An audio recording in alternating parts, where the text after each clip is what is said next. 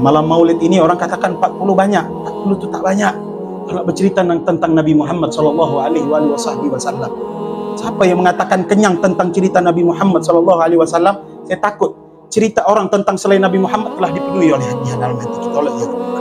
Orang yang sering mendengar cerita tentang Nabi Muhammad sallallahu alaihi wasallam takut-takut orang ini sesuai yang dikatakan oleh Imam Fakhruddin Ar-Razi ketika mengatakan bercerita tentang ayat wa rafa'na laka dzikrak.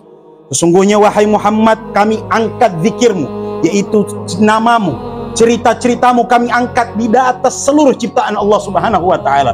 Imam Ar-Razi mengatakan amun fi kulli nubuwah. Setiap cerita para nabi, Nabi Muhammad sallallahu alaihi wasallam yang paling utama cerita di antara nabi-nabi yang diutus oleh Allah Subhanahu wa taala. Ketika Nabi sallallahu alaihi wasallam belum diciptakan, Allah telah memberitahu bagaimana ahlus sama, orang-orang yang di atas penghuni di langit, penghuni di bumi, bagaimana kemuliaan akan dijadikan Nabi Muhammad sallallahu alaihi wasallam. Sebahagian ulama mengatakan kalau langit itu umpama kerajaan bagi Allah Subhanahu wa taala, maka kaisarnya adalah Nabi Muhammad sallallahu alaihi wasallam. Jauh di dalam tasyahud, di dalam tasyahadat, terus diulang-ulang nama Nabi Muhammad sallallahu alaihi wasallam. Sampai beliau mengatakan di dalam ayat innal ladzina amanu wa amilus solihat sayaj'alu lahumur rahmanu wudda. Sesungguhnya mereka yang beriman dan beramal-amal yang soleh di hadapan Allah Subhanahu wa taala, sayaj'alu lahumur rahmanu wudda, akan Allah Subhanahu wa taala jadikan daripada buah imannya, amalnya yang saleh, kecintaan kepada siapa? Kepada Nabi Muhammad sallallahu alaihi wasallam. Maka orang simpel yang tak sayang Nabi Muhammad, takut-takut orang ini tak punya iman di hadapan Allah Subhanahu wa taala.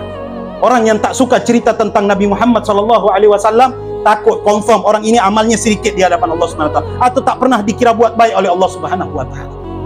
Kalau kata itu Imam Fakhruddin Ar-Razi mengatakan isyarat dari ayat ini akan datang terus masa demi masa demi masa. Orang-orang yang datang setelah kehidupan Nabi SAW, sama ada di kehidupan Nabi atau setelah kehidupan Nabi SAW, sampai hari di mana Allah Subhanahu wa taala tuliskan hari itu adalah hari akhir daripada kehidupan ini. Unasun yastatibuna bi thana'i wa dzikri Rasulillah sallallahu alaihi wasallam. Manusia-manusia yang lidah mereka itu merasakan lezat ketika bercerita tentang Nabi Muhammad sallallahu alaihi wasallam. Bangga bercerita tentang orang-orang selain Nabi SAW, menganggap hebat betul. Oh, kalau dah tahu cerita tentang satu profil dua orang yang mungkin tak ada kaitan dengan Nabi Sallallahu Alaihi Wasallam. Jadi jangan sampai ketika bercerita tentang profil Nabi Sallallahu Alaihi Wasallam kita anggap benda itu adalah benda yang biasa. Waliyadzubillah.